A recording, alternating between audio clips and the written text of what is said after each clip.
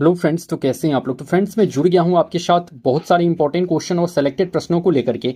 तो आप लोग इस सेशन को जरूर ज्वाइन करेंगे एंड सेशन को फुल देखना ना भूलें। एंड फ्रेंड्स, आजकल आप मेरे चैनल को सब्सक्राइब नहीं कर रहे हो तो चैनल को सब्सक्राइब जरूर करें एंड सेशन को ज़्यादा से ज़्यादा शेयर करें, लाइक करें एंड कमेंट करना ना भूलें, क्योंकि आपकी एक कमेंट से मुझे मोटिवेशन मिलता है। एंड सेशन को शेयर करना ना भूलें आप लोग, और भाई कमेंट करें जरूर। और आप लोग मेरे चैनल को आजकल सब्सक्राइब नहीं कर रहे हो तो सब्सक्राइब करना ना भूलें, क्योंकि आपके एक सब्सक्राइब से मुझे मोटिवेशन मिलता है। और आजकल मैं देख रहा हूं कि आप लोग मेरे चैनल को सब्सक्राइब नहीं कर रहे हो, तो मैं आपसे ज़्यादा कुछ नहीं मांगता हूं, बस सब्सक्राइब करने के लिए कहता हूं। तो भाई आप लोग सब्सक्राइब कर दोगे तो कुछ जाना नहीं है आपका। तो प्लीज़ आप लोग चैनल को एक बार सब्सक्राइब ज़रूर करें। आपके लिए मैं बेटर से बेटर कंटेंट प्रोवाइड करता हूं हमेशा, और हमेशा करता रहूँगा।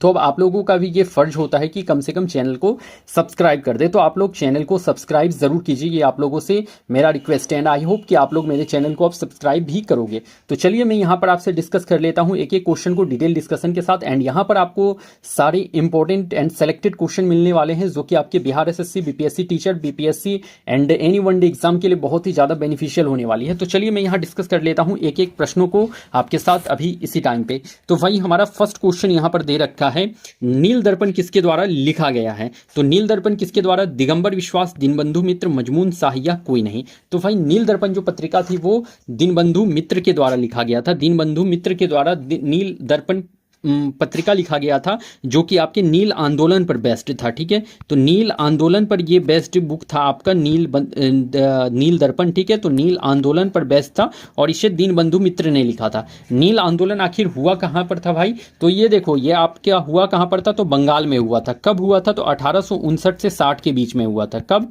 तो 1859 से 60 के बीच में जो है नील आंदोलन हुआ था। किसने नेतृत्व करा, तो दिगंबर विश्वास और विष्णु विश्वास के नेतृत्व में हुआ था। दिगंबर विश्वास और साथ में याद रख लेना विष्णु विश्वास के नेतृत्व में जो है नील आंदोलन हुआ था। नील आंदोलन, विष्णु विश्वास। ठीक है, तो दिगंबर विश्वास और विष्णु विश्वास के नेतृत्व में नील आंदोलन हुआ था, बंगाल में हुआ था। और बंगाल में भी कहाँ आपसे पूछ ले, तो बंगाल के नदिया जिला में। कहाँ पर, तो नदिया जिला में, नदिया जिला में। और अगर गांव पूछ ले तो गांव याद रख लेना गोविंदपुर गांव में। कहां पर, तो गोविंदपुर गांव में। ठीक है, नदिया जिला के गोविंदपुर गांव में। तो सभी आप लोगों को यहां पर मैं बता दे रहा हूं, बंगाल के नदिया जिला में, जिला पूछ ले तो नदिया और गांव पूछ ले तो गोविंदपुर याद रख लेना है। ठीक है, कब हुआ था, तो 1859-60 में कराया हुआ था। ये क्यों हुआ था, क्योंकि देखो अंग्रेज जो थे वो जबरदस्ती फोर्सफुली जो थे वो नील की खेती करवा रहे थे, इसीलिए। ठीक है, तो अंग्रेज जबरदस्ती जो है नील की खेती करवा रहे थे, इसीलिए जो है नील आंदोलन देखने को मिला था बंगाल में। एक्चुअली देखो जो एक नील आंदोलन था वो 1917 में बिहार के चंपारण में भी हुआ था नील आंदोलन, जहां पर आपको ये लीडर देखने को मिले थे राजकुमार शुक्ल। तो इसके बारे में मैंने बहुत बार आपसे डिस्कस कर रखा है, राजकुमार शुक्ल वाले के बारे में। तो आज ये प्रश्न आया तो मैंने ये भी आज आपसे डिस्कस कर दिया।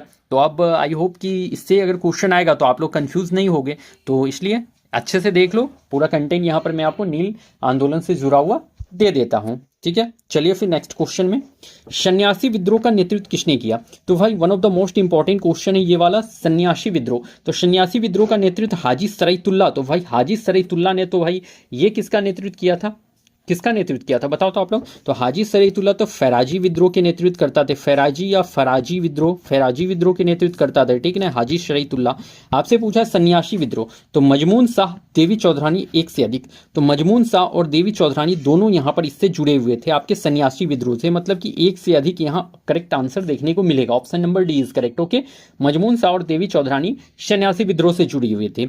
और ये सन्यासी विद्रोह एक्चुअली हुआ कहाँ था भाई, तो याद रख लेना ये बंगाल में हुआ था। कहाँ पर हुआ था सन्यासी विद्रोह, तो ये बंगाल वाले रीजन में हुआ था सन्यासी विद्रोह।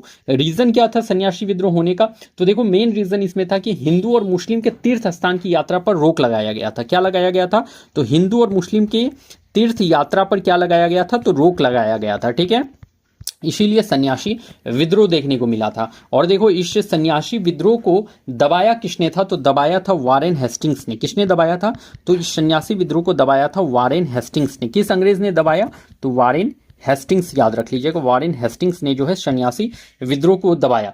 और ये सन्यासी ये आनंद मठ पुस्तक एक जो है वो जो है सन्यासी विद्रोह पर ही बेस्ड है।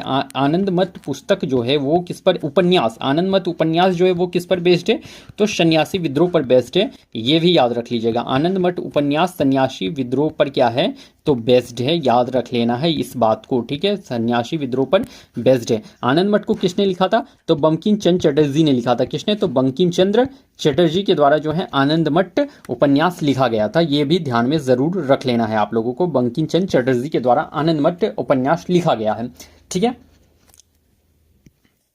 संथाल विद्रोह कब हुआ? और विद्रोह से एक क्वेश्चन आपके एग्जाम के लिए मोस्ट इंपॉर्टेंट हो जाते हैं एंड श्योर है कि एक क्वेश्चन यहां से देखने को जरूर मिलेगा। तो संथाल विद्रोह कब हुआ? 1899 से 1900 के बीच में। तो भाई ये संथाल विद्रोह नहीं हुआ था, यहां पर आपको मुंडा विद्रोह देखने को मिला था। 1899 से 1900 के बीच में क्या देखने को मिला था? तो मुंडा विद्रोह देखने को मिला था, जिसे कि उलगुलान विद्रोह भी कहा जाता था, उलगुलान विद्रोह भी कहा जाता था, ठीक है। और इसका नेतृत्व किसने करा था? तो बिरसा मुंडा ने करा था, बिरसा मुंडा ने करा था। और बिरसा मुंडा को धरती आबा के नाम से भी जाना जाता था। बिरसा मुंडा को धरती आबा के नाम से या अब्बा के नाम से भी जाना जाता था, यह भी ध्यान जरूर रख लेना है आप लोगों को। और ये मुंडा विद्रोह जो है छोटा नागपुर इलाके में हुआ था, यह भी जरूर ध्यान में आप लोग रख लेंगे, ठीक है। संथाल विद्रोह कब? 1855 से 56 के बीच में भाई संथाल विद्रोह देखने को मिला था। और ये कहां पर हुआ था? तो छोटा नागपुर वाले इलाके में हुआ था, छोटा नागपुर वाले इलाके में स्टार्ट हुआ था। और इसका नेतृत्व किसने करा था? तो सिद्धू कानू, सिद्धू कानू और चांद भैरव ने इसका नेतृत्व करा था, ठीक है। तो सिद्धू कान्हू और चांद भैरव ने इसका नेतृत्व करा था संथाल विद्रोह का। सिद्धू कान्हू और चांद भैरव, ये चार नाम आप लोगों को जरूर याद रख लेना है, सिद्धू कान्हू और चांद भैरव, ठीक है। संथाल विद्रोह का नेतृत्व किया। कहां पर नेतृत्व हुआ? तो छोटा नागपुर के इलाके में नेतृत्व हुआ था। और ये फैला कहां से कहां तक था? तो भागलपुर से राजमहल की पहाड़ी तक फैला था, भागलपुर से राजमहल की पहाड़ी तक ये संथाल विद्रोह आपका फैला था, ध्यान में रखिएगा। 1838 से 57 की बात करी गई है, तो इसमें आप लोग एक आंदोलन याद रख लोगे जो कि फराजी विद्रोह था, या फराजी विद्रोह जो है ये 1838 से 57 के बीच में देखा गया था, जिसके नेतृत्व करता हाजी शरीयतुल्लाह थे, याद रख लेना है। अस्पृश्यता का अंत अनुच्छेद में है, तो भाई आर्टिकल के बारे में पूछ रखा है एंड ये one of the most important question for your exam, okay. तो ये इंपॉर्टेंट हो जाता है एंड यहाँ पर पूछ रखा है आपसे अस्पृश्यता का अंत। अस्पृश्यता का मतलब होता है भाई छुआछूत, तो छुआछूत का अंत आपसे पूछ रखा है कि कितने आर्टिकल में दे रखा है, आर्टिकल 22, आर्टिकल 15, आर्टिकल 17 या आर्टिकल 21। तो one thing you have to remember friends कि आर्टिकल 22 में जो दे रखा है वो क्या दे रखा है? गिरफ्तारी के विरुद्ध संरक्षण। क्या दे रखा है? तो गिरफ्तारी के विरुद्ध संरक्षण, गिरफ्तारी के विरुद्ध संरक्षण दे रखा है आर्टिकल 22 में। गिरफ्तारी के विरुद्ध संरक्षण आर्टिकल 22 में बात करी गई है, गिरफ्तारी के विरुद्ध संरक्षण, ठीक है। आर्टिकल 15 की बात करी जाए तो देखो, किसी भी नागरिक के साथ जो है धर्म, लिंग, जाति, जन्म स्थान, मूल वंश पे कोई भेदभाव नहीं होगा, ठीक है। धर्म, जाति, लिंग, जन्म स्थान और मूल वंश के आधार पर कोई भेदभाव नहीं होगा। मूल वंश के आधार पर क्या होगा? कोई भी भेदभाव नहीं होगा। ये आपके आर्टिकल 15 में बात करी गई है। किसी भी नागरिक के साथ धर्म, जाति, लिंग, जन्म स्थान, मूल वंश के अनुसार पे भेदभाव नहीं होगा। आर्टिकल 17 में जो है अस्पृश्यता का अंत, छुआछूत का अंत का बात किया गया है आर्टिकल 17 में। और आर्टिकल 21 में बात करी गई है आपके व्यक्तिगत स्वतंत्रता की। क्या बात करी गई है? तो आपके व्यक्तिगत स्वतंत्रता की बात करी गई है, व्यक्तिगत स्वतंत्रता। व्यक्तिगत स्वतंत्रता का मतलब समझ रहे हो भाई? हर टाइप का स्वतंत्रता, आपको सोने का स्वतंत्रता है, आपको पानी पीने का है, रहने का है, कहीं भी आपको बिजनेस करने का है, आपको जिससे शादी करना है उससे आपको उसका स्वतंत्रता है, जिसके साथ आपको भाई लव मैरिज करना है लव मैरिज कर लो, अरेंज मैरिज करना है अरेंज मैरिज कर लो। हर तरह का स्वतंत्रता, आपकी दैहिक स्वतंत्रता है, सभी टाइप की स्वतंत्रता जो है आर्टिकल 21 में दी गई है। अगर आपको कहीं पे बिजनेस करना है तो वो आप स्वतंत्र हो कि आप कहीं पे बिजनेस कर सकते हो। अगर आपको मन है कि मैं इसी लड़की से शादी करूंगा तो भाई वो भी कर सकते हो, आपको वो भी स्वतंत्रता दे रखी है आपके आर्टिकल ने, ठीक है। तो हर टाइप की स्वतंत्रता है आर्टिकल 21 में, ध्यान में रख लीजिएगा, ठीक है। आपातकाल की घोषणा कौन करता है? तो आपातकाल की घोषणा कौन करता है? मुख्य न्यायाधीश या राज्यपाल या राष्ट्रपति या प्रधानमंत्री जो हैं वो आपातकाल की घोषणा करते हैं। तो भाई इमरजेंसी की घोषणा कौन करता है? तो इमरजेंसी की घोषणा ना तो मुख्य न्यायाधीश ना ही राज्यपाल, ये राष्ट्रपति करेंगे। प्रेसिडेंट महोदय जो है वो इमरजेंसी की घोषणा करते हैं, ठीक है। और देख लो यहाँ पर इमरजेंसी जो होता है वो 3 टाइप का होता है। कितने टाइप का? तो 3 टाइप का इमरजेंसी होता है। मैं यहाँ पर आपको बता देता हूँ तीनों टाइप के इमरजेंसी। पहला इमरजेंसी है राष्ट्रीय आपातकाल, पहला याद रख लीजिएगा राष्ट्रीय आपातकाल। दूसरा याद रख लीजिएगा राष्ट्रपति शासन, ठीक है। तो दूसरा राष्ट्रपति शासन। और तीसरा होता है क्या? तो वित्तीय आपातकाल। क्या होता है? तो वित्तीय आपातकाल, राष्ट्रीय आपातकाल आर्टिकल 352 में है, राष्ट्रपति शासन 356 में है, 4 का गैप है, और वित्तीय आपातकाल 360 में है, आर्टिकल 360 में वित्तीय आपातकाल। तो 4 का गैप है आपके वित्तीय आपातकाल में, 4 के गैप से आप लोग याद रख सकते हो। राष्ट्रीय आपातकाल की घोषणा कौन करते हैं? तो याद रख लेना कि प्रेसिडेंट जो होते हैं, राष्ट्रपति जो होते हैं, वो राष्ट्रीय आपातकाल की घोषणा करते हैं। राष्ट्रपति शासन की घोषणा कौन करेगा? तो इसका भी राष्ट्रपति ही घोषणा करते हैं, राष्ट्रपति ही घोषणा करते हैं। और वित्तीय आपातकाल की घोषणा कौन करेंगे? तो ये भी राष्ट्रपति ही घोषणा करेंगे। ठीक है, तो राष्ट्रपति ही घोषणा करेंगे वित्तीय आपातकाल का भी। आपसे पूछ लेगा कि राष्ट्रीय आपातकाल कितनी बार लगा है अभी तक? तो 3 बार लगा है आपका राष्ट्रीय आपातकाल। राष्ट्रीय आपातकाल कितनी बार? तो 3 बार लगा है। राष्ट्रपति शासन पूछ ले आपसे कितना बार? तो बहुत बार लग चुका है, 100 बार से भी ज़्यादा लग चुका है। ठीक है, अगर आपसे पूछ ले कि बिहार में पहली बार राष्ट्रपति शासन कब लगा था? तो बिहार में पहली बार राष्ट्रपति शासन 1968 में लगा था। कब लगा था बिहार में पहली बार? तो 1968 में। बिहार में कितनी बार लग चुका है? तो 8 बार लग चुका है राष्ट्रपति शासन। बिहार में कितनी बार लग चुका है? तो 8 बार लग चुका है राष्ट्रपति शासन, ध्यान में रख लीजिएगा। ठीक है, अब आपसे पूछ लेगा भाई कि आपसे ये अब पूछ लेगा कि वित्तीय आपातकाल जो होता है, वित्तीय आपातकाल, इसकी घोषणा कौन करते हैं? तो राष्ट्रपति करते हैं। वित्तीय आपातकाल कितनी बार लगा है? तो वित्तीय आपातकाल अभी तक 1 बार भी नहीं लगा है। वित्तीय आपातकाल अभी तक नहीं लगा है हमारे भारत में। देखो, अब एक बात आप लोग और ध्यान में यहाँ पर रख लेना कि राष्ट्रीय आपातकाल कितने टाइम के लिए लग सकता है। ठीक है, तो देखो ये 6 मंथ से लेकर के हमेशा के लिए लगा रह सकता है। 6 मंथ से हमेशा के लिए लगा रह सकता है आपका राष्ट्रीय आपातकाल। ठीक है, तो कितने टाइम के लिए? तो 6 मंथ से हमेशा के लिए राष्ट्रीय आपातकाल लगा रह सकता है, जब तक राष्ट्रपति आपका अनुमति न दे राष्ट्रीय आपातकाल हटाने का। तो 6 मंथ से हमेशा के लिए लगा रह सकता है राष्ट्रीय आपातकाल, ध्यान में रखिएगा, प्रश्न पूछा जाता है। तो 6 मंथ से हमेशा के लिए राष्ट्रीय आपातकाल लगा रह सकता है। राष्ट्रपति शासन कितना टाइम के लिए? तो 6 मंथ से 3 साल तक के लिए, 6 मंथ से अधिकतम 3 साल के लिए जो है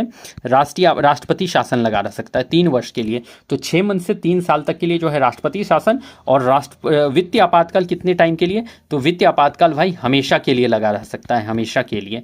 तो वित्तीय आपातकाल कब के लिए? तो हमेशा के लिए लगा रह सकता है राष्ट्रपति शासन। 6 मंथ से 3 साल तक के लिए, हार्डली 3 साल तक के लिए लगा रह सकता है। उसके बाद जो है राष्ट्रपति शासन को हटाना पड़ जाता है। एंड राष्ट्रीय आपातकाल जो है 6 मंथ से लेकर के वो भी हमेशा तक के लिए लगा रह सकता है। इतनी बातों को आप लोग ध्यान में जरूर रख लेंगे। ठीक है, एक बात और याद रख लेना, आपातकाल को राष्ट्रपति कभी भी हटा सकते हैं। प्रेसिडेंट जो होते हैं वो राष्ट्रीय आपके जो आपातकाल को राष्ट्रपति कभी भी हटा सकते हैं, प्रेसिडेंट जो होते हैं आपके। सर्वाधिक वन का क्षेत्रफल किस राज्य में है? तो देखो यहाँ पर सर्वाधिक वन का क्षेत्रफल आपसे पूछ रखा है।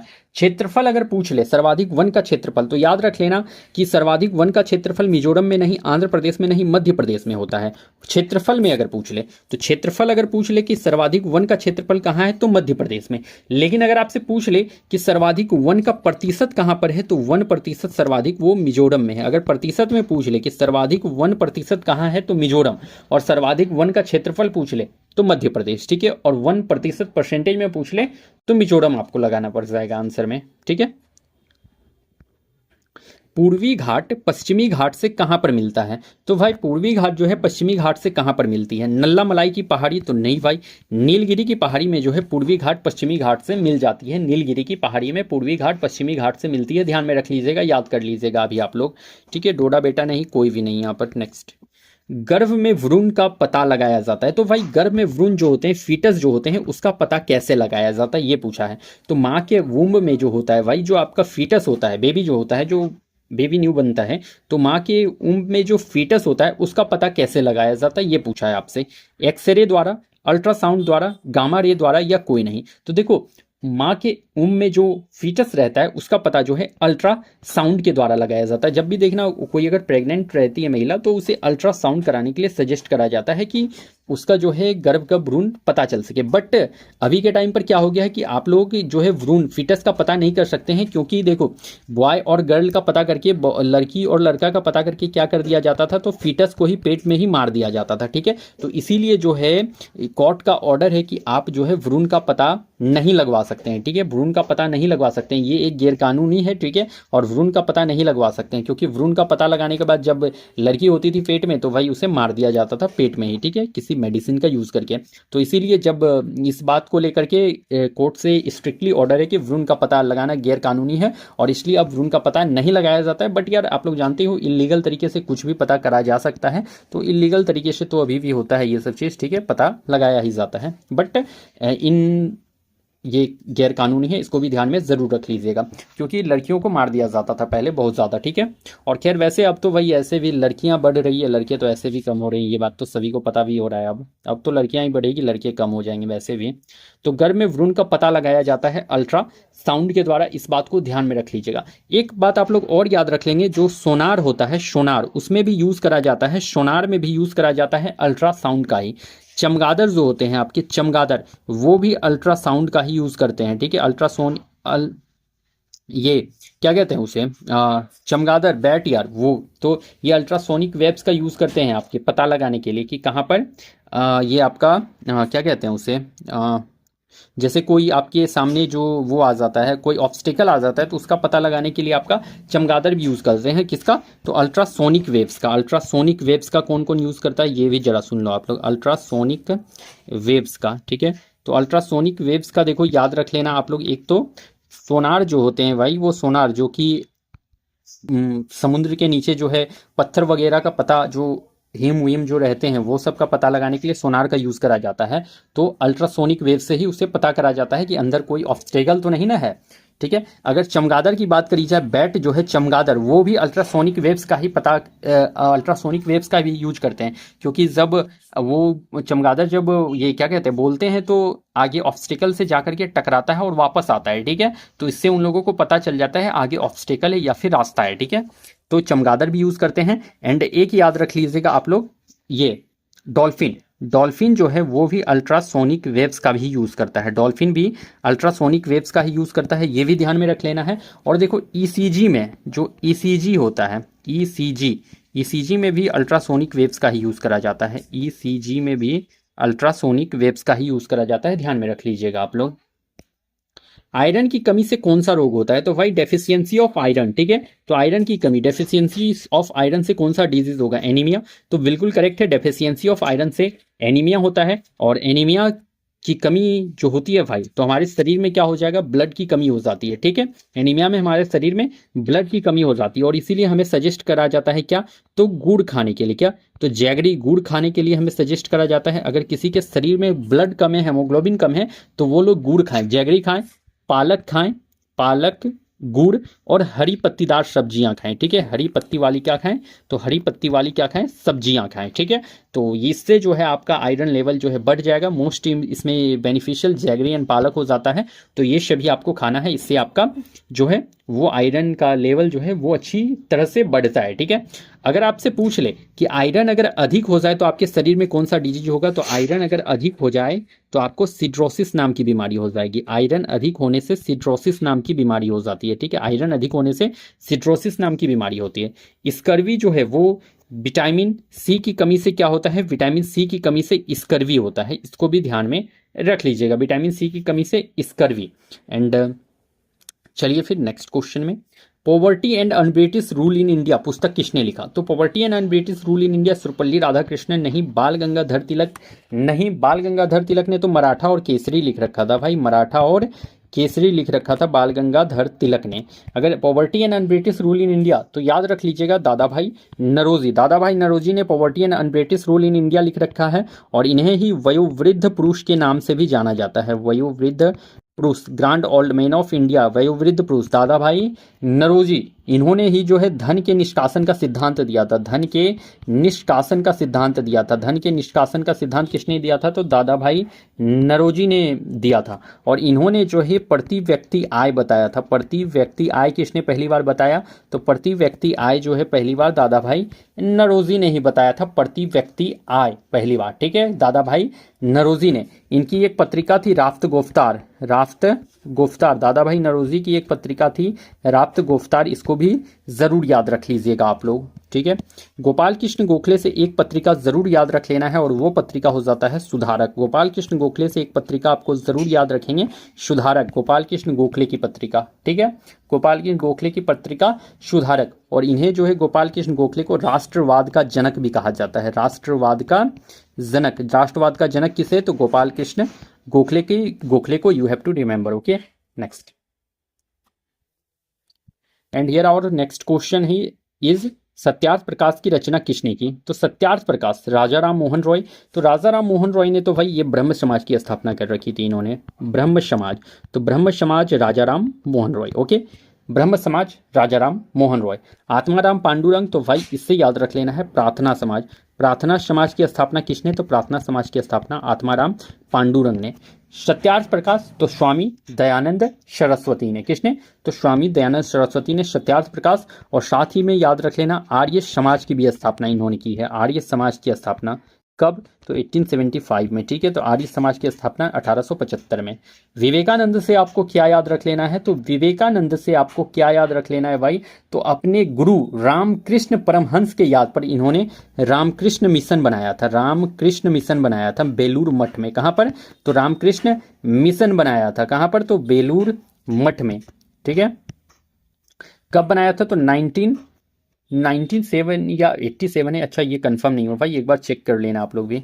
तो रामकृष्ण मिशन बनाया था अपने गुरु रामकृष्ण परमहंस की याद में विवेकानंद ने। निम्नलिखित में से सुरेंद्रनाथ बनर्जी की पत्रिका है। तो भाई यहाँ जो आपको नेम दिया गया है हिंदू पैट्रियोट या बंगाली या अमृत बाजार या मदरलैंड, तो पूछ रखा है कि निम्नलिखित में से सुरेंद्रनाथ बनर्जी की पत्रिका है। तो सुरेंद्रनाथ बनर्जी की पत्रिका कौन सी है ये पूछ रखा है। तो हिंदू पैट्रियोट जो है वो सुरेंद्रनाथ बनर्जी की है। तो भाई ये हिंदू पैट्रियोट तो किसकी हो जाती है? तो याद रख लीजिएगा हिंदू पैट्रियोट जो है हरीश चंद्र की हो जाती है। किसे? तो हरीश चंद्र की हिंदू पैट्रियोट हो जाती है, ठीक है। द बंगाली, तो द बंगाली जो है वो सुरेंद्रनाथ बनर्जी का पत्रिका है। अमृत बाजार अगर आपसे पूछ ले तो अमृत बाजार याद रख लीजिएगा शिशिर कुमार घोष और मोतीलाल, ठीक है। तो शिशिर कुमार घोष, आपको अमृत बाजार याद रख लेना है, शिशिर कुमार घोष और मोतीलाल, ठीक है। तो शिशिर कुमार घोष और मोतीलाल से आपको याद रख लेना है अमृत बाजार को। और मदरलैंड पत्रिका किसने? तो मजरूल हक ने मदरलैंड पत्रिका लिख रखा था। और मजरूल हक ने ही सदाकत आश्रम का भी निर्माण कराया था। सदाकत आश्रम जो कि आपके बिहार में है, तो इसलिए याद रख लीजिएगा, इंपॉर्टेंट है। तो सदाकत आश्रम का भी निर्माण मजरूल हक ने, और मदरलैंड पत्रिका भी मजरूल हक के द्वारा ही प्रकाशित करा जाता था। इसको जरूर ध्यान में आप लोगों को रखना है, ठीक है। सिक्किम भारत का पूर्ण राज्य बना। तो सिक्किम भारत का पूर्ण राज्य 86वां संविधान संशोधन 2002 के द्वारा बना? तो नहीं भाई, 86वां संविधान संशोधन 2002 के द्वारा नहीं बना था। इससे तो शिक्षा का अधिकार जोड़ा गया था ना, 86वां संविधान संशोधन के तहत जो है शिक्षा का अधिकार जोड़ा गया था, शिक्षा का अधिकार जोड़ा गया था संविधान में, ठीक है। सिक्किम भारत का पूर्ण राज्य बना था 36वां संविधान संशोधन 1975 के द्वारा जो है सिक्किम भारत का पूर्ण राज्य बना था, याद रख लीजिएगा। 44वां संविधान संशोधन 1978 के द्वारा क्या हुआ था? तो याद रख लीजिएगा जो संपत्ति के अधिकार को मौलिक अधिकार से हटाया गया था, संपत्ति के अधिकार को मौलिक अधिकार से हटाकर एक वैधानिक अधिकार बना दिया गया था, ठीक है। तो संपत्ति के अधिकार से मौलिक अधिकार से संपत्ति के अधिकार को हटाकर जो एक कानूनी अधिकार वैधानिक अधिकार बना दिया गया था, और इसे आर्टिकल 300A में भेज दिया गया था। कितना में? तो आर्टिकल 300A में भेजा गया है अभी। तो अभी संपत्ति का अधिकार कितना में है? तो आर्टिकल 300A में है, ठीक है। आर्टिकल 300A में जो है अभी फिलहाल संपत्ति का अधिकार है, और इसे मौलिक अधिकार से हटा दिया गया था 44वां संविधान संशोधन 1978 के द्वारा, याद रख लेना है। Move to the next question. सर्वाधिक ऊंचाई पर स्थित दर्रा है। तो भाई दर्रा पूछ रखे हैं आपसे कि पास सबसे ऊंचा पर स्थित पास कौन सा है भाई? जोजिला पास। तो जोजिला पास तो ये लद्दाख में है। कहाँ पर? तो जोजिला पास कहाँ है भाई? तो ये लद्दाख में है आपका Zojila pass. Next you have to remember Rohtang. तो रोहतांग दर्रा जो है आपके हिमाचल प्रदेश में है, रोहतांग दर्रा। And Nathula pass is in Sikkim, okay. Nathula pass is in Sikkim, you have to remember Nathula pass is in Sikkim. And Yangji दर्रा और काराकोरम दर्रा, यांगजी दर्रा को ही काराकोरम दर्रा भी कहा जाता है। यांगजी दर्रा और काराकोरम दर्रा is situated in, where it is situated? Yangji दर्रा और काराकोरम दर्रा, इट इज द हाइएस्ट पे, okay, it is the highest one. तो सर्वाधिक ऊंचाई पर स्थित दर्रा कौन सा है? तो यांगजी दर्रा या काराकोरम दर्रा। You have to remember that. Someshwar श्रेणी हिस्सा है, तो सोमेश्वर श्रेणी किसका हिस्सा है? मध्य हिमालय का? तो नहीं भाई, शिवालिक हिमालय का जो है हिस्सा है आपका सोमेश्वर श्रेणी। शिवालिक हिमालय का हिस्सा है सोमेश्वर श्रेणी। And where is Someshwar Shreni situated? And it is situated in Pashchimi Champaran. Where it is situated? It is situated in Pashchimi Champaran. तो पश्चिमी चंपारण में आपका सोमेश्वर श्रेणी जो है भाई सिचुएटेड है, ध्यान में रखना है। क्षेत्रफल अनुसार सबसे बड़ा राज्य, तो क्षेत्रफल एरिया के अकॉर्डिंग से सबसे बड़ा स्टेट कौन सा है ये पूछ रखा है।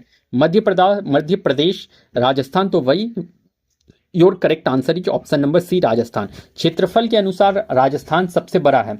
उसके बाद राजस्थान याद रख लीजिएगा, पहला कौन सा है? तो राजस्थान। उसके बाद याद रख लीजिएगा मध्य प्रदेश। उसके बाद याद रख लीजिएगा महाराष्ट्र। तो राजस्थान, मध्य प्रदेश, तब महाराष्ट्र। टॉप 3 तो आपको याद रख लेना है।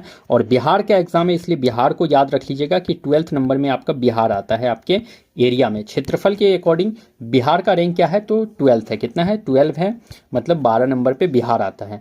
अगर आपसे पूछ ले कि पॉपुलेशन में, जनसंख्या में पॉपुलेशन में कौन सा स्टेट सबसे टॉप पर है, तो पॉपुलेशन अगर सबसे ज्यादा पूछ ले तो फर्स्ट में यूपी याद रख लीजिएगा। पॉपुलेशन फर्स्ट में यूपी, सेकेंड में महाराष्ट्र याद रख लीजिएगा, और थर्ड में अपना बिहार याद रख लेना है। थर्ड में अपना बिहार, और फोर्थ में अपना वेस्ट बंगाल आ जाता है। कौन सा? तो वेस्ट बंगाल। तो बिहार आपके लिए इंपॉर्टेंट है यहाँ पे भी बिहार इंपॉर्टेंट है।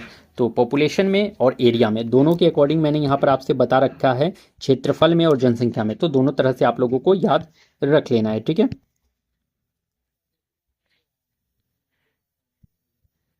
कितने डिग्री सेल्सियस पर बर्फ बनना शुरू होता है? तो देखो ये पूछा है आपसे कि कितने डिग्री सेल्सियस पर जो है आइस बनना स्टार्ट हो जाएगा। तो आइस बनना स्टार्ट होगा 100 डिग्री सेल्सियस में। 100 डिग्री सेल्सियस में तो वाटर इवापोरेट होने लगता है भाई, वाष्प बनना स्टार्ट हो जाता है। इवापोरेट, वाष्प बनना स्टार्ट हो जाता है 100 डिग्री सेल्सियस पे। 0 डिग्री सेल्सियस पर जो है बर्फ बनना स्टार्ट होता है, आइस बनना स्टार्ट होता है 0 डिग्री सेल्सियस पे। ध्यान में रख लीजिएगा आप लोग। निम्न में से ऊर्ध्वपातन का उदाहरण है, तो ऊर्ध्वपातन जिसे कि शब्लिमेशन कहा जाता है, शब्लिमेशन। तो शब्लिमेशन ऊर्ध्वपातन, और ऊर्ध्वपातन का मतलब समझ रहे हो क्या होता है? ऊर्ध्वपातन का मतलब होता है भाई कि डायरेक्ट ठोस से जो है गैस में चेंज होना। ठोस से डायरेक्ट किसमें? तो ठोस से डायरेक्ट किसमें चेंज होना? तो गैस में चेंज होना, ठीक है। तो ठोस से डायरेक्ट मतलब कि सॉलिड से डायरेक्ट गैस में चेंज हो जाना। सॉलिड से क्या? तो सॉलिड से डायरेक्ट गैस में चेंज हो जाना, उसे ही ऊर्ध्वपातन या सब्लिमेशन कहा जाता है, ठीक है, याद रख लीजिएगा। अब यहाँ पर पूछा है निम्न में ऊर्ध्वपातन का उदाहरण है, और ये तैयारी 3rd का पूछा हुआ प्रश्न है। तैयारी 3rd में ये क्वेश्चन पूछा गया था, तो आई होप कि तैयारी 4 में भी यहाँ से प्रश्न दे। होप क्या भाई, 100% है कि यहाँ से एक प्रश्न देगा। तो इसलिए मैं सभी जितने भी सब्लिमेशन के एग्जाम्पल है सभी आपको यहाँ पर लिखा दूंगा। तो यहाँ पर क्या पूछ रखा है आपसे कि निम्न में से ऊर्ध्वपातन का उदाहरण है कपूर, आयोडीन, सूखी बर्फ, नेफ्थलीन की गोली। तो देखो यहाँ पर तो सभी के सभी, कपूर भी, आयोडीन भी, सूखी बर्फ भी और नेफ्थलीन की गोली, सभी के सभी जो है ऊर्ध्वपातन के उदाहरण है, सब्लिमेशन के एग्जाम्पल हैं। साथ में याद आप लोग और रख लेंगे, साथ में क्या याद रख लेना? एक तो याद रख लोगे आप लोग, कपूर तो याद हो गया, कैम्फर, आयोडीन भी हो गया, उसके बाद सूखी बर्फ हो गया भाई, नेफ्थलीन की गोली हो गया। एक याद रख लें मेंथोल, ठीक है, मेंथोल भी आपका ऊर्ध्वपातन का उदाहरण है, सब्लिमेशन का, मेंथोल। और एक याद रख लेना एमोनियम क्लोराइड, क्या? तो एमोनियम क्लोराइड, ये भी आपके क्या है? तो ऊर्ध्वपातन सब्लिमेशन के उदाहरण है। तो ये 6 एग्जाम्पल जो है आपको मोस्ट इंपॉर्टेंटली याद रखना है। कपूर, आयोडीन, सूखी बर्फ, नेफ्थलीन की गोली, मेंथोल और एमोनियम क्लोराइड, ये सभी क्या है? तो ऊर्ध्वपातन सब्लिमेशन के एग्जाम्पल हो जाते हैं। Okay friends, next. सबसे कम आयु और सबसे लंबे समय तक कांग्रेस के अध्यक्ष कौन रहे? तो क्या पूछ रखा है? 2 प्रश्न यहाँ पूछ रखा है। सबसे कम आयु मतलब कि 35 ईयर्स में, ठीक है, 35 ईयर्स में। सबसे लंबे समय तक यानी कि 6 ईयर्स तक। तो कौन कांग्रेस के अध्यक्ष रहे थे? लाला लाजपत राय, अबुल कलाम आज़ाद, एनी बेसेंट या सरोजिनी नायडू। तो याद रख लीजिएगा अबुल कलाम आज़ाद जो थे वो भाई, अबुल कलाम आज़ाद जो थे वो सबसे लंबे आयु, सबसे कम आयु में और सबसे लंबे समय तक कांग्रेस के अध्यक्ष रहे थे अबुल कलाम आज़ाद। ये आपको याद में रख लेना है, ठीक है, अबुल कलाम आज़ाद को। अबुल कलाम आज़ाद से एक पत्रिका भी आपको याद रख लेना है, कौन सा? अल हिलाल, और साथ में याद रख लीजिएगा अल बिलाग, अल हिलाल और अल बिलाग जो है अबुल कलाम आज़ाद की पत्रिका, आपको याद रख लेना है। ठीक है, ये अध्यक्ष कब बने थे अबुल कलाम आज़ाद? तो एक याद रख लेना, 1940 के रामगढ़ अधिवेशन में इन्होंने अध्यक्षता करी थी। ये 1940 के रामगढ़ अधिवेशन की भी इन्होंने अध्यक्षता करी थी। रामगढ़ अधिवेशन के अध्यक्ष थे ये, 1940 के रामगढ़ अधिवेशन के अध्यक्ष रह चुके हैं Abul Kalam Azad. Okay friend, Annie Besant की बात करी जाए तो एनी बेसेंट कौन थी, बता दो आप लोग। तो एनी बेसेंट जो थी ये क्या थी? पहली महिला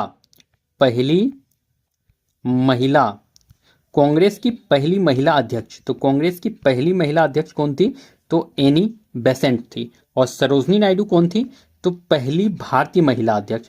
कांग्रेस की पहली भारतीय महिला अध्यक्ष, कांग्रेस की पहली भारतीय महिला अध्यक्ष। यहां पर एक शब्द जुड़ गया है, भारतीय। तो कांग्रेस की पहली भारतीय महिला अध्यक्ष सरोजनी नायडू एंड कांग्रेस की पहली महिला अध्यक्ष तो एनी बेसेंट। वर्ड पे आपको जरूर ध्यान देना है, ठीक है, तभी करेक्ट हो पाएगा आपका आंसर। भारत का पहला समाचार पत्र था, तो भारत का पहला समाचार पत्र भाई वो बंगाल गजट था। और इसे किसने लिखा था? तो जेम्स अगस्टस हिक्की ने। जेम्स अगस्टस हिक्की ने किसने लिखा था? तो जेम्स अगस्टस हिक्की ने भाई आपके बंगाल गजट को लिख रखा था। बंगाल गजट भारत का पहला जो है ये समाचार पत्र था, जेम्स अगस्टस हिक्की ने लिखा था बंगाल गजट। ठीक है, ध्यान में रख लीजिएगा। कब ये आपका प्रकाशित करा गया था? तो 1780 में प्रकाशित किया गया था Bengal gazette James Augustus Hicky के द्वारा। और ये पहला समाचार पत्र था इंडिया का। ठीक है, मिरातुल अखबार जो है भाई, ये मिरातुल अखबार किसने लिखा है? तो राजा राम मोहन रॉय ने आपका मिरातुल अखबार लिखा था।